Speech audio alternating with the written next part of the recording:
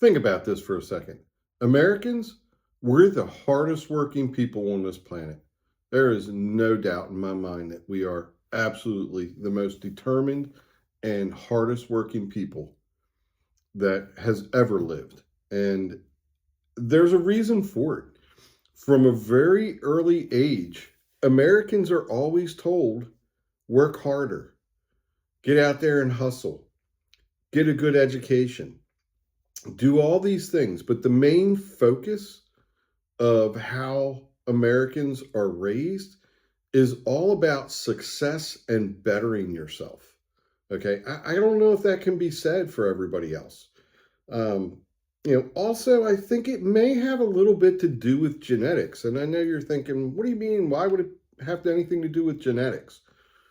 Well, think about this. For the most part, the people who have come to this country and the people who established the United States were risk takers and hard workers. Okay.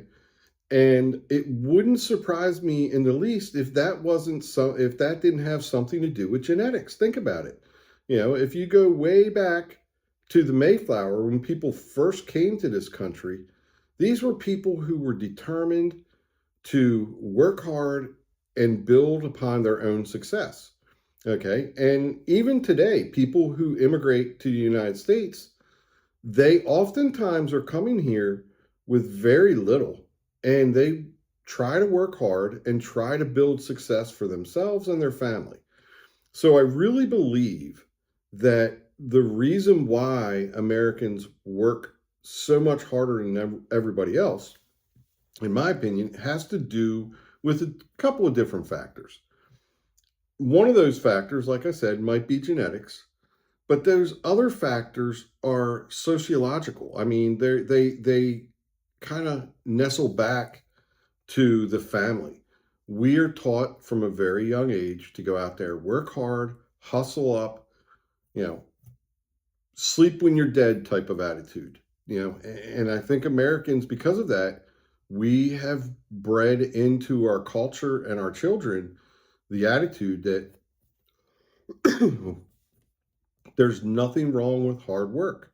Now, I think over the last several years, this attitude has shifted a little bit, but for the most part, most Americans want to get out there and they want to work hard. And it doesn't matter if you're a new immigrant, it doesn't matter if you're, second, third, fifth generation. A lot of Americans go out there and they hustle up, they work hard, they provide for their family, and they just keep trudging along, one foot in front of the other, over and over again after every single day. Now, ask yourself this: is this necessarily a good thing? I don't know. We hear a lot of people talking about work-life balance, family life balance, things of that nature, and I don't know if these habits that we have about working hard and getting out there. I don't know if they're a good thing or a bad thing. I think it's like everything in life. For the most part, it's probably a good thing. There might be a little bit of bad mixed in with it. And that's because when you think about it, we're out there and we're working our butts off to, provide for our family and build a better future for our children and stuff like that. But is it at the cost of spending time with family?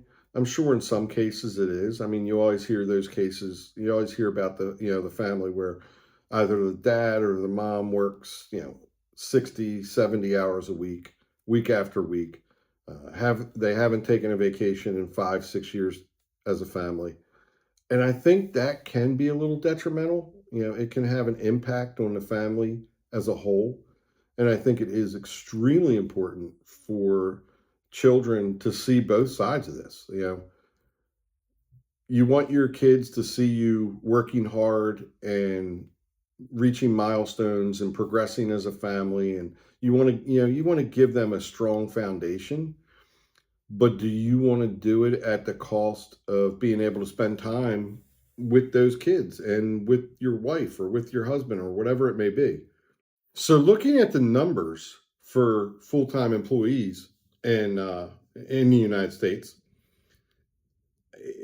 It looks like people work on average about 39 and a half to 43 hours a week. And I don't know if that counts small business owners or self-employed people. You roll them into the statistic, and I think that number goes way up. I don't know for sure, and all the research I've done, you can't really find any information on it because there's really no upside to even tracking that information. I guess I would think that if anything, it would probably discourage people from being small business owners and self-employed. But think about that. And also think about the non-hourly employees, the salaried workers. They get to stay at work until the job is done. So it's not unusual to see a salaried worker doing 45 to 55 hours a week. And when you get into fields like the tech industry and the medical field and the sales, I think those workers are clocking in hours that aren't even being counted at all. Okay. All the texts, all the emails, okay, all the phone calls that are taking place on off hours that really aren't being counted.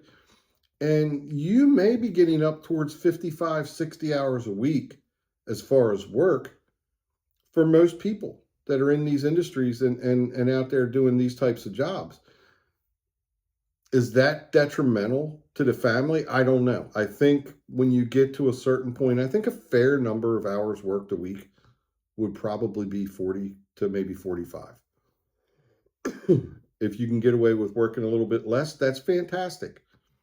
When you get up over that 45-hour mark, I really believe that is cutting into, uh, for lack of a better term, the work-life balance type of situation.